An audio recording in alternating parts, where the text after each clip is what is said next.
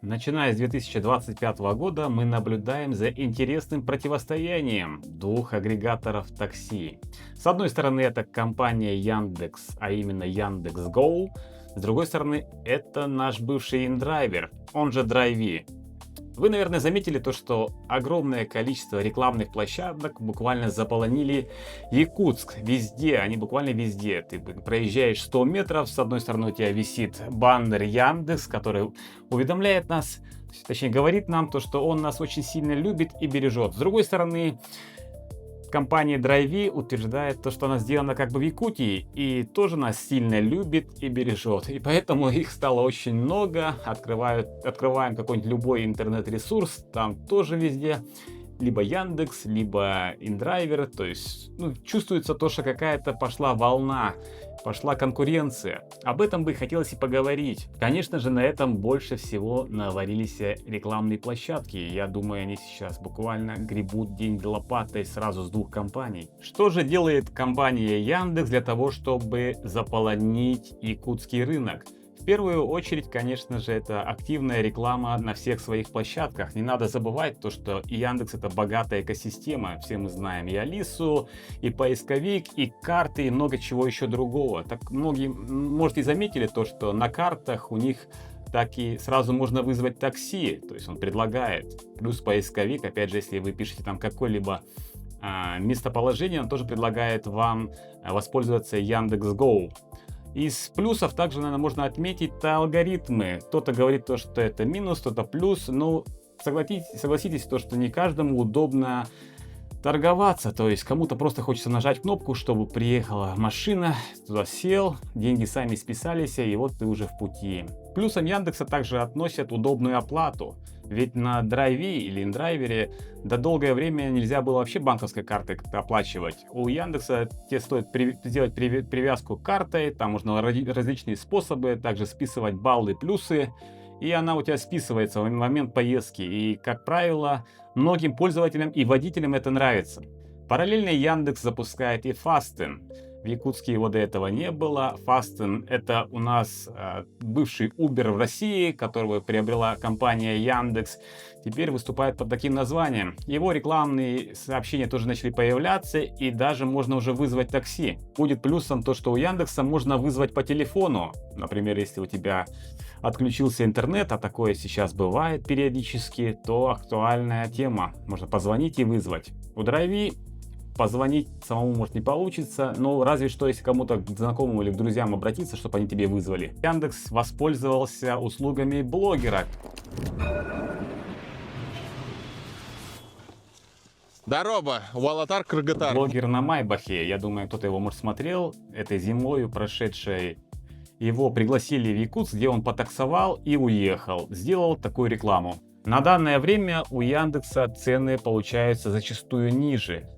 Я много раз пользовался и тем, и другим, и хочу сказать то, что сейчас, по моим наблюдениям, Яндекса цена ниже. Говорят, конечно, то, что они водителям потом возвращают в виде бонусов, то есть они выполняют какие-то KPI, и поэтому для первого времени у них такая вот, скажем так, тактика, чтобы максимально людей подсадить и потом приподнять, так сказать.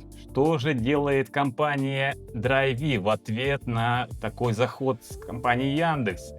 Он начинает тоже активно рекламироваться. Помимо этого, не так давно, хотя уже нет, наверное, приличное время, и с компанией 2GIS тоже появляются рекламные сообщения, кнопочки, с которых ты можешь сразу вызвать такси. Благо то, что 2GIS у нас пользуется большой популярностью. Если бы это, к примеру, было бы Яндекс.Карты, как в центральных городах России, то было бы уже тяжело. Из плюсов агрегатора такси Драйви можно назвать то, что у них цену выбираешь сам. То есть, по сути, идет торг. Можно поставить 50 рублей. Понятное дело, то, что за 50 рублей тебя никто не повезет. Может, это 150. Да и за 150 тоже тебя никто не повезет. Сейчас цены сильно взлетели. Но, тем не менее, есть возможность торговаться. Машин у Драйви заметно больше. Особенно это актуально зимой. Зимой вообще в целом машин становится меньше, и не каждый хочет таксовать. Поэтому Яндексу бы стоило прибавить там сильно больше машин, потому что их с такими алгоритмами, какими ценами он предлагает, мало какой водитель согласится поехать. Также удобство заключается в том, что, лично для меня, не знаю как, это то, что Драйви — это конкретно приложение такси. Если у Яндекса посмотреть, там какая-то мешанина. У них Яндекс.Го — это приложение, в котором и еда, и другие сервисы. По большому счету, многие из них не актуальны в Якутске. Поэтому таскать такое тоже, так себе по мне. Секретный козырь Драйви — это конкурсы. Раньше это были конкурсы красоты. Во многих странах, в том числе и InDriver, использовал именно такой способ продвижения. Это когда тебе надо установить приложение, периодически на нем ездить, ты зарабатываешь какие-то баллы и потом можешь ими воспользоваться для того, чтобы проголосовать за какого-либо участника. Теперь это народный ботер, то есть народные богатыри. Запускается акция достаточно громко, тема интересная, охваты большие. Посмотрим, что из этого же выйдет. Маленький совет компании Яндекс. Ребята, вам здесь без какого-либо конкурса не обойтись. Наверное, может запустить какой-то конкурс охотников, связанный как-то с охотой или рыбалкой. Ладно, что я вам буду подсказывать, думайте сами.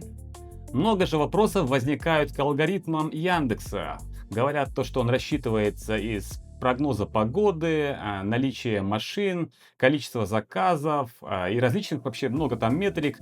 Даже ходят там слухи, то, что цена меняется от того, что у человека зарядка садится на телефоне, либо это iPhone или Android. В общем, там спрятанный, так сказать, черный ящик. Никто не понимает до конца, как он работает. По качеству машин вопрос открытый. Бывают разные. Я даже как-то вызывал в свое время InDriver и прокатился на крузаке. Было весело. Периодически выходят различные акции, обнуляют комиссии для водителей на какие-либо даты, также раздача детских кресел, помощь водителям с регистрацией, с документами и прочие такие мелкие ништяки. А что нам, пассажирам и таксистам? А нам это всегда хорошо, потому что это конкуренция. А в конкуренции есть выбор, то есть мы можем выбирать при разных случаях, каким агрегатором воспользоваться. Таксисты могут перейти от одного к другому, пассажиры могут выбрать разные приложения. В общем, все в плюсе.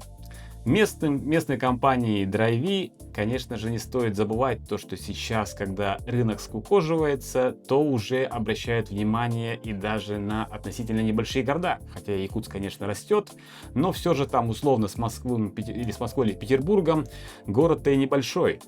Пишите свои мысли в комментариях, что вы думаете по этому поводу, делитесь своими историями. Возможно, вы являетесь водителем и у вас есть какие-то интересные истории, пишите их в комментарии, будет интересно почитать.